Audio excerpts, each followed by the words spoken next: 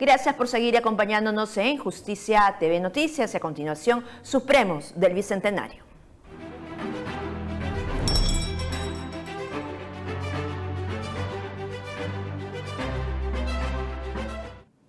Bien, y tal como lo habíamos anunciado, hoy está con nosotros la jueza suprema titular, la doctora Elvia Barrios, a quien le damos la más cordial bienvenida. Gracias, doctora, por esa deferencia. Muy buenos días. Bien. Doctora, usted, en estos días estamos en aniversario de la Comisión de Género del Poder Judicial. Harto trabajo que han realizado y me imagino que no habrá sido fácil desde el comienzo a empezar esta ruta, ¿no?, por la igualdad de género. Bueno, eso es parte de la historia. Cuando ingresamos al Poder Judicial, una de las solicitudes que hicimos quienes integramos la Corte Suprema es que se cree una oficina de la mujer. Y por ahí alguna respuesta en solitario fue: ¿para qué? Si ustedes son mujeres, ¿para qué una oficina de la mujer? ¿Qué propósito tiene? Son juezas supremas. Bueno, no se creó la Comisión de la Mujer hasta que en la gestión del doctor Ticona, recuerden ustedes, hubo el caso de una joven que salió en televisión donde un adulto la arrastraba por los pelos en un hotel para forzarla a llevarla a una habitación. Uno que creo que fue el punto de partida, como dice, de las dificultades nacen las soluciones, fue el punto de partida para que el Poder Judicial mirase la necesidad de crear la Comisión de Justicia de Género, y así se creó la Comisión de Justicia de Género que presido hasta la fecha. Es un trabajo arduo dentro de la Comisión de Justicia de Género porque nuestro propósito es institucionalizar el enfoque de género en toda la estructura organizacional del Poder Judicial, tanto en el ámbito jurisdiccional como en el ámbito administrativo.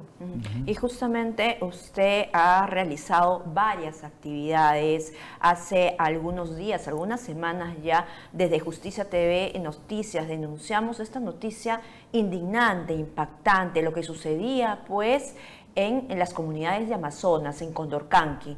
¿No es cierto? La lideresa Aguajún daba cuenta de un hecho terrible, de la cantidad de niñas abusadas por sus docentes en sus comunidades. Usted ha estado allí, doctora. Cuéntenos lo que ha encontrado.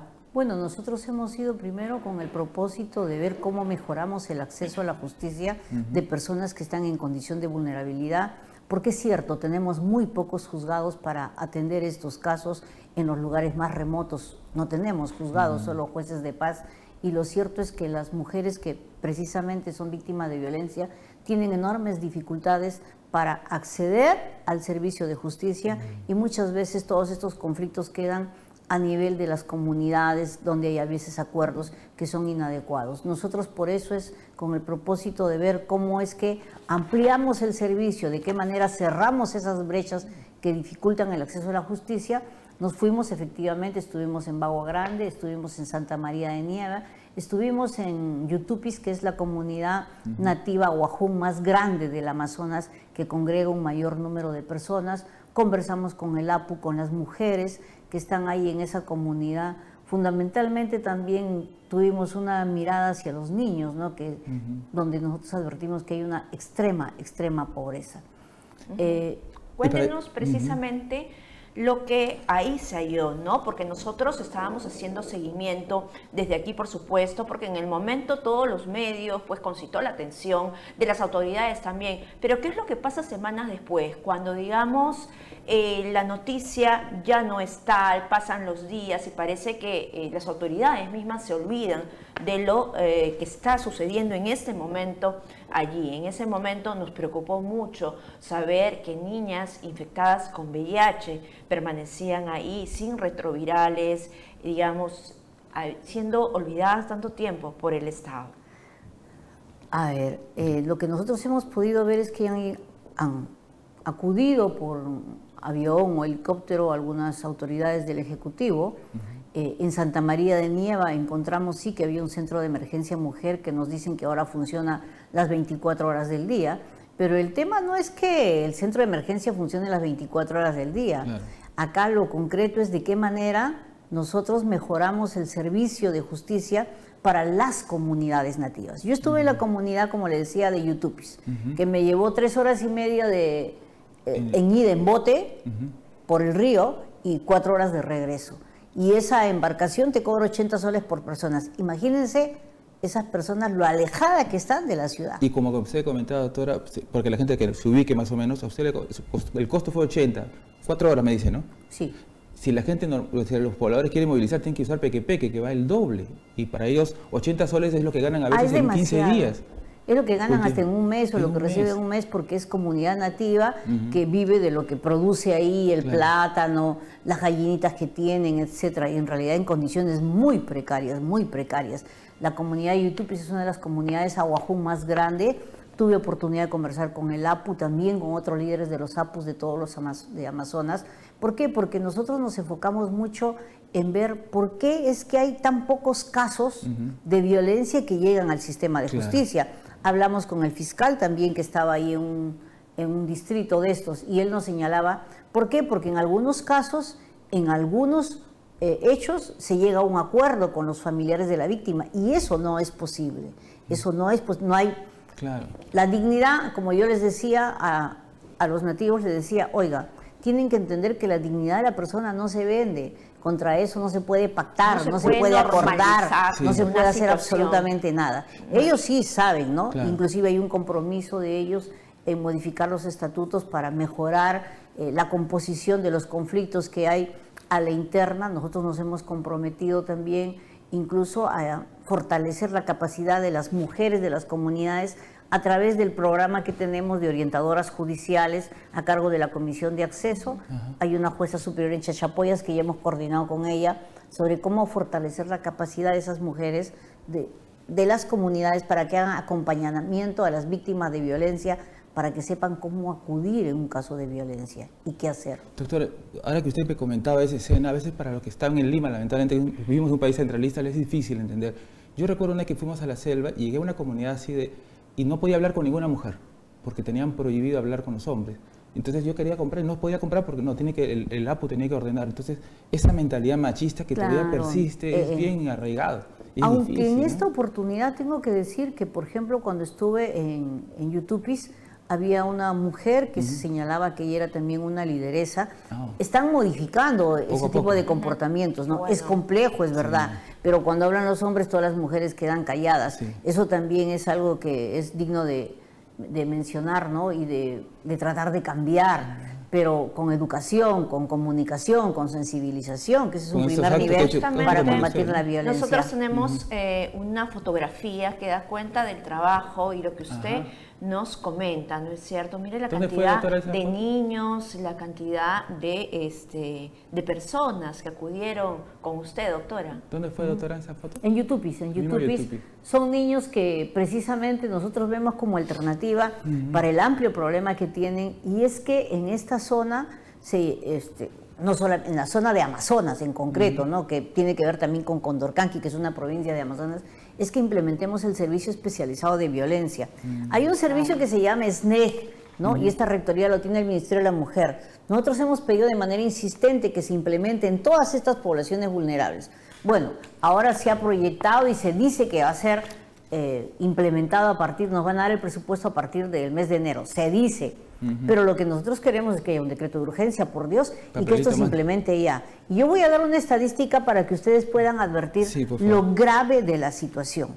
Fíjense, en los últimos 4 años, escuchen señores, se han reportado 1.200 mujeres nativas con VIH que no tienen tratamiento antirretroviral. Y las edades de estas mujeres es de 15 a 25 años. ¿Sabían ustedes que se han presentado en la red de salud 72 gestantes con VIH, de las cuales 43 han alumbrado y faltan dar a luz 29 gestantes, en su mayoría niñas, tengo que decirlo, adolescentes? ¿Cuál es la respuesta del Estado? ¿Qué estamos haciendo? Fíjense ustedes, son niñas que una vez que alumbren van a tener que dar de lactar a las criaturas. Fíjense, sin tratamiento. Entonces no es que las niñas se tengan que acercar al centro de salud, es que el Estado tiene que acercarse a esas comunidades para darles el retroviral. Yo me baso en estadística, y esta estadística la tiene el Ministerio de Salud, para que vean lo dramático de este tema. Desde el año 2022, 23 y 24 se han detectado un sinnúmero de casos de SIDA, pero ¿En qué zonas? En la mayor zona es en Nieva, porque Condorcanqui tiene el distrito de Cenepa, tiene el distrito de Nieva y tiene el distrito de Río Santiago. Solo en Nieva, solo en Santa María de Nieva, hay 94 casos de SIDA detectados. Pero además también, y esto es muy importante tener en cuenta, las edades fluctúan de 18 a 26 años.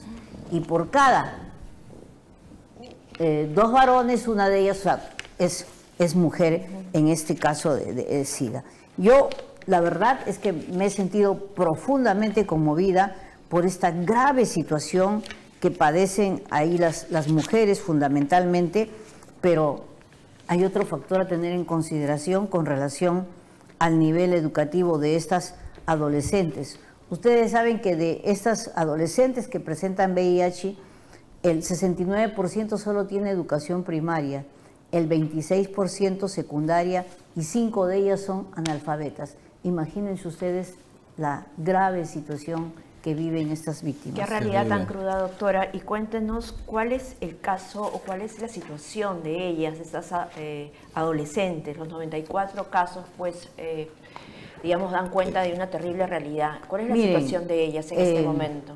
Usted sabe que en la zona de Amazonas tiene el índice más alto de embarazo precoz. Las mujeres son muy jóvenes, son madres.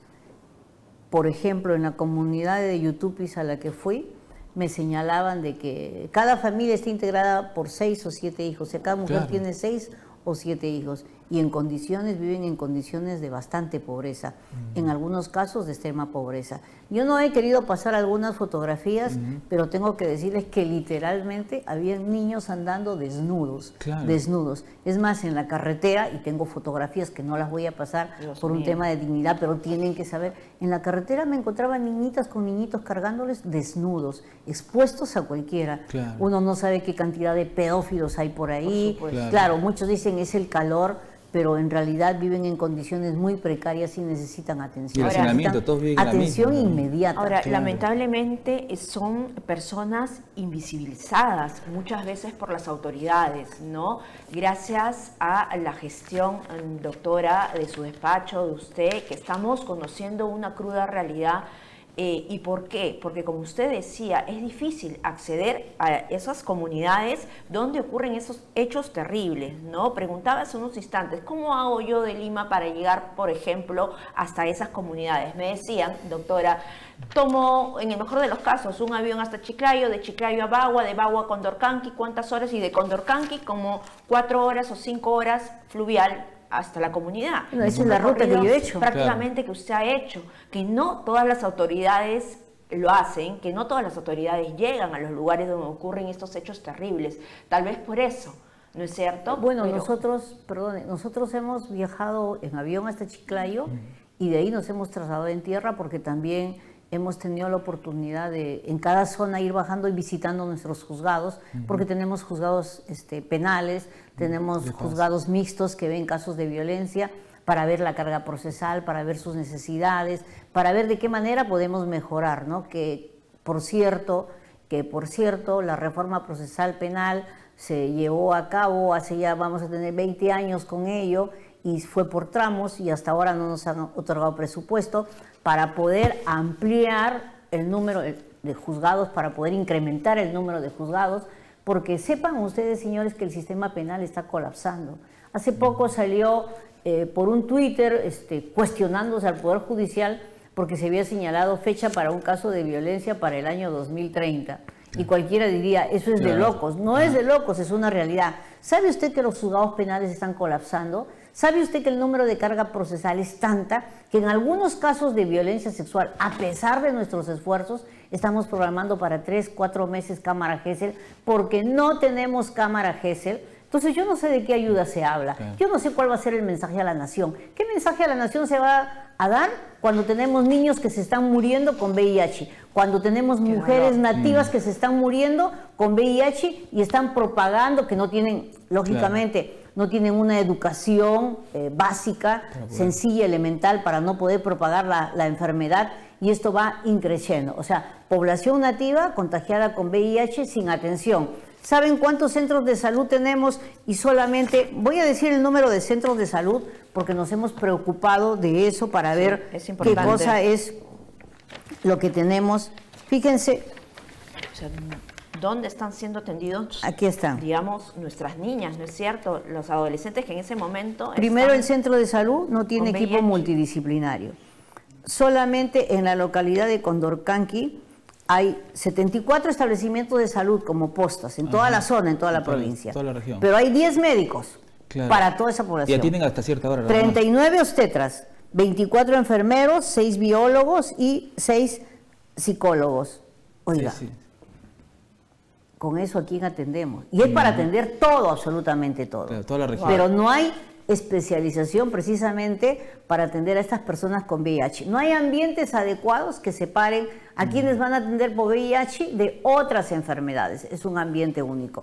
Es verdad, pueden haber pocos recursos, pero hay que dar prioridad, pues. Salud es un tema prioritario, sobre todo en estas comunidades nativas. Una gran impotencia, doctor. Y desde el Poder Judicial, si bien este es un tema de salud, es un tema macro que a veces ¿cómo podemos sumar para este caso? Mire, nosotros en primer lugar lo que estamos haciendo es iniciando a nivel de comunidades nativas, justo ya para el martes o miércoles debemos estar enviando publicidad en lengua sahuajún sobre qué tiene que hacer la mujer en casos de violencia. Ya hemos conversado con algunas autoridades que nos van a ayudar ahí para que todos estos afiches sean publicados en todas las localidades sobre qué hacer cuando se es víctima de un acto de violencia, porque la violencia no solamente va contra las mujeres, también va contra los hombres. Entonces, ¿cómo acudir? En un diagrama sencillo y claro. Lo otro que hemos hecho es el tema de las orientadoras judiciales. ¿Qué cosa es esto? Hay mujeres que son líderes en sus comunidades, lo tenemos aquí en Lima, a través de la Comisión de Acceso a la Justicia que preside la doctora Tello. A estas mujeres se les capacita, se las orienta, se llaman orientadoras judiciales, y estas mujeres líderes de su comunidad, cuando advierten que hay una persona víctima de violencia, son mujeres que acompañan a esa víctima de violencia. Y son cercanas a ellos. Porque ya son cercanas a ellos, conocen cuál es la ruta, saben lo que tienen que hacer. Y nosotros de manera permanente, el Poder Judicial las capacita. Qué bueno, en algunos casos ellas han sido víctimas. Y ya también hemos acordado precisamente en Yutupis, en esta comunidad, con una de las mujeres, hemos acordado con la doctora Esperanza Tafur, que preside la Comisión de Acceso y de Género en Chachapoyas, para poder hacer un fin de semana, nosotros llamamos voluntariado judicial, y hacer esta capacitación identificando a estas mujeres para fortalecer sus conocimientos, su capacidad, y que aprendan a acompañar a las víctimas de violencia y puedan realmente reclamar cuáles son sus derechos y cuál es la ruta de acceso a la justicia. Qué bueno, doctora, porque justamente nos decían que allí, cuando ocurre un hecho, por ejemplo, de violencia contra una menor, también hace falta ese tipo de comunicación, porque muchas veces cuando la persona denuncia o la madre denuncia, pues son atacadas dentro de esta comunidad, porque hay un tema de transacción comercial, porque hay un tema de negociación de manera tan indignante, ¿no? Entonces, tienen una mirada tan diferente que nosotros decíamos, no se puede normalizar esta situación, ¿no? Y ese tema de las orientadoras judiciales, de la comunicación, de que precisamente sepan cómo actuar en casos de estos hechos, me parece sumamente importante. Miren, nosotros hemos tenido la oportunidad de conversar con los APUs, es más, con el jefe de los APUs de la zona amazónica, y un poco invocándole, porque no es nuestra competencia, pero de todas maneras siempre un consejo desde la perspectiva judicial hacia ellos es la modificación de sus estatutos, y ellos están de acuerdo con eso. He visto por parte del APU de Yutupis, por ejemplo, que es la comunidad más grande que hay, quizás una de las más afectadas, toda la voluntad de mejorar, toda la voluntad de apoyar, también quieren ayuda, quieren que se les comunicación, educación fundamentalmente. Claro, sí. Ahí tienen un centro educativo, es verdad, tienen su banda, están organizados, pero creo que falta acrecentar más la presencia del Estado. La presencia del Estado en esas localidades. Pero mi llamado fundamentalmente es para las víctimas de VIH. Oiga, ya no estamos hablando de violencia sexual, que eso es otro drama. Ahora el drama es el VIH. ¿Se imaginan ustedes esas 24 nativas mujeres jóvenes, adolescentes, gestantes que están con VIH, vienen de comunidades lejanas y no tienen atención. Por Dios, ahora necesitamos urgente. Urge, que se como haga usted algo. dice, en este momento hay personas que necesitan retrovirales, necesitan atención, necesitan que se centre la mirada hacia ellas, ¿no es cierto? Y desde aquí, por supuesto, hacemos la invocación. Una cifra terrible, digamos, una realidad bastante dramática, doctora. Bueno, sí, una realidad dramática, pero se puede revertir. Yo creo que si hay voluntad política y se asigna los recursos necesarios, eso se puede mejorar. Las personas de estas comunidades también son peruanos y peruanas que tienen derechos, que por largo tiempo han sido siempre relegadas y han sido dejados de lado, que siempre le hemos dado la mirada a la ciudad y hay que reconocerlo, pero yo creo que este es el momento también que tengamos que dar una mirada prioritaria hacia ellos, y hacia ellos tiene que ir la acción del Ejecutivo, hacia ellos tiene que dirigirse todo lo que signifique mejor en condiciones de vida, porque literalmente no podemos dejar morir a los jóvenes, adolescentes, me estoy refiriendo a todas en general, de VIH. Eso no puede suceder en el país. Yo creo que lo que le falta a algunas autoridades es mojarse los zapatos y irse a la zona, como usted ha hecho. Bueno, lo que tienen que hacer es irse a las comunidades nativas, Sí. hay que deslizarse por el río, no solamente, es verdad, es lejos, son días de viaje, es agotador, son horas de horas, nosotros viajábamos, para ser breves, toda la noche hemos viajado para llegar de madrugada y Claro. hacer la Sí, visita, pues. pero es que es nuestro trabajo, ¿no? Es nuestro trabajo, ¿no? Sí. Y todos tenemos que trabajar en esa línea. Le agradecemos bastante, doctora. En realidad es un trabajo arduo, pero con un propósito que es más allá de Importante, nosotros, que es ¿no? importante, ¿no? Y lo más triste es que precisamente muchas poblaciones vulnerables, muchas niñas en estados de vulnerabilidad, son captadas varias veces por mafias, ¿no es La cierto? trata de Precisamente de personas. trata de personas. ¿Cuáles son las estadísticas, doctora? Recuérdese que en esa zona, cuando nosotros navegamos por el río con dirección a esta comunidad, yo podía ver las dragas al lado del río, imagínense pues. ustedes, o sea, hay actividad minera. Donde hay actividad minera hay un conjunto de delitos. Hay corrupción, aparte de la minería ilegal, hay delitos ambientales, también hay droga, también hay trata, hay explotación sexual, hay explotación laboral, Sí. hay un conjunto de actividades, ¿no? De hecho, que para muchos que no lo saben, siempre se decía que el delito de tráfico de drogas y el delito de tráfico de armas eran los que reportaban más utilidades. No, uno de los que ahora reporta más utilidades es el delito de trata de personas con sus diferentes modalidades o finalidades.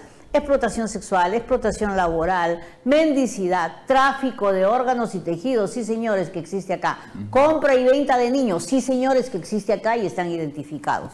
Y otras formas de esclavitud que hay contra las personas. Estuve en Viena, nos comentaba antes fuera de cámaras. ¿Puede Sí. contar más o menos cuáles fueron los resultados? Sí, precisamente un día antes de viajar a Chiclayo, sí, fui en representación del Poder Judicial a Viena ante Naciones Unidas para presentar un informe del Estado con relación a la trata con fines de compra y venta de órganos y tejidos, por cierto, y también con relación a al trabajo de la explotación laboral de niños, niñas y adolescentes.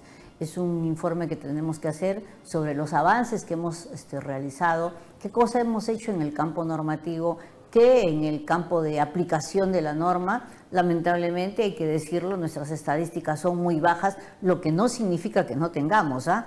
Porque si ustedes quieren ver trata con fin de explotación sexual, váyanse nomás al INSE para que vean cómo las organizaciones extranjeras han copado toda esa zona, han expulsado, sí, han expulsado a los delincuentes peruanos y ahí se han unido 3 organizaciones y simplemente explotan a las mujeres en Lima Norte, en Lince y en otras localidades. Así que no nos asuste ello. La policía que lo diga. La estadística es terrible. Doctora, en cuanto a casos de compra y venta de órganos en nuestro país, ¿cuál es la data más o menos? Bueno, los casos que tenemos son muy pocos, pero la compra y venta de órganos se da tanto de vivos como de fallecidos. Generalmente el mayor número de requerimiento para la compra y venta de órganos y tejidos se da con relación a los riñones, que son el primero, y lo segundo con lo de los en relación a los tejidos, es a los vinculados a la vista, ¿no? A las córneas.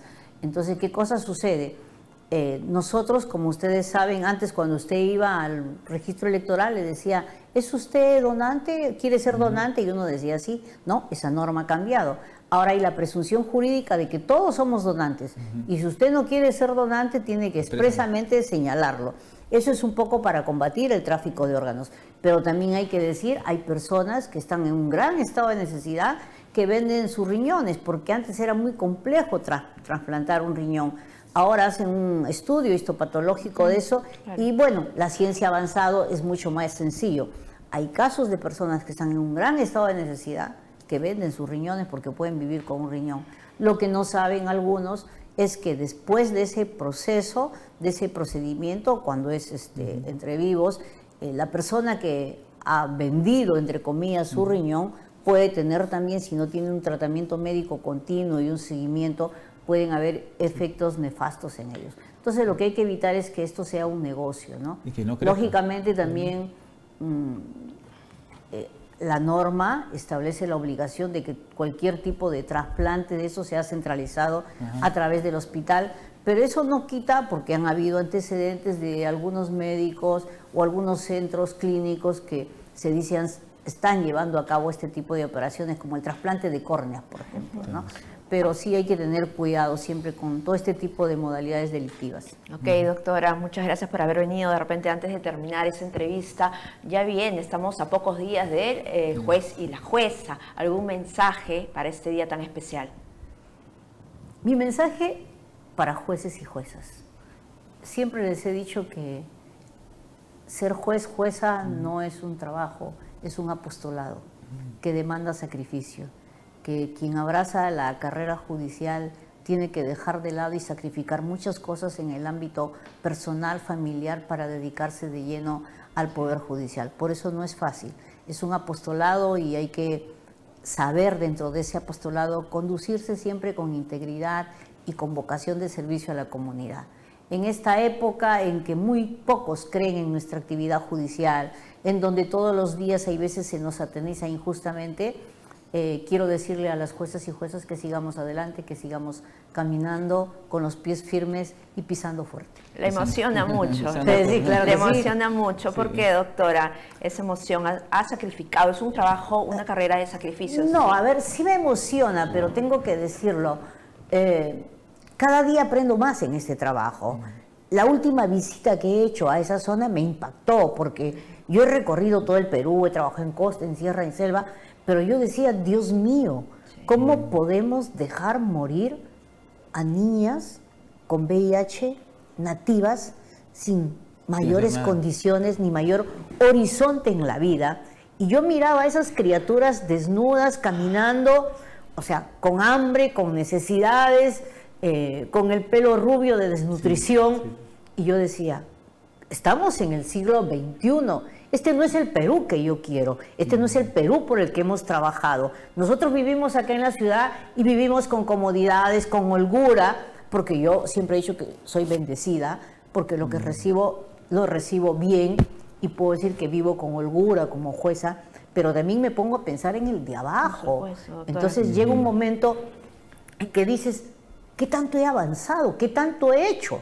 Yo soy presidenta del Poder Judicial y hay veces cuando visito dije, uy, me faltó esto. Claro, el tiempo es corto. A mí me tocó pandemia, son 2 años que te quedan cortos por hacer muchas cosas.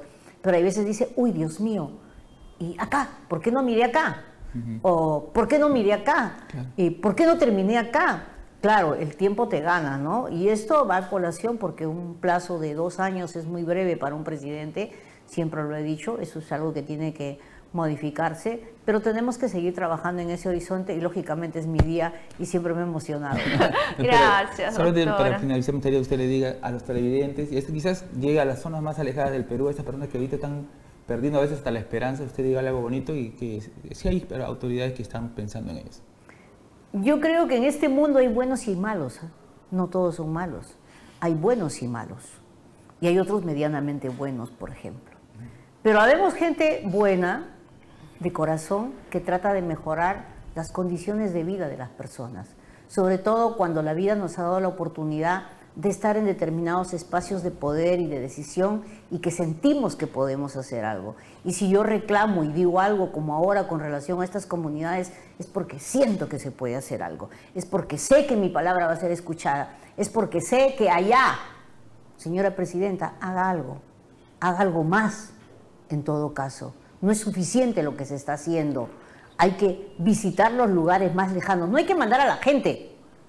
Porque para poder entender el dolor ajeno, primero hay que verlo, hay que sensibilizarse y hay que educar más a los peruanos y peruanas. Muchas gracias, doctora. Muchas gracias, doctora. Ya. Muchas gracias. Gracias. Vamos a un corte y la doctora Elia Barrios.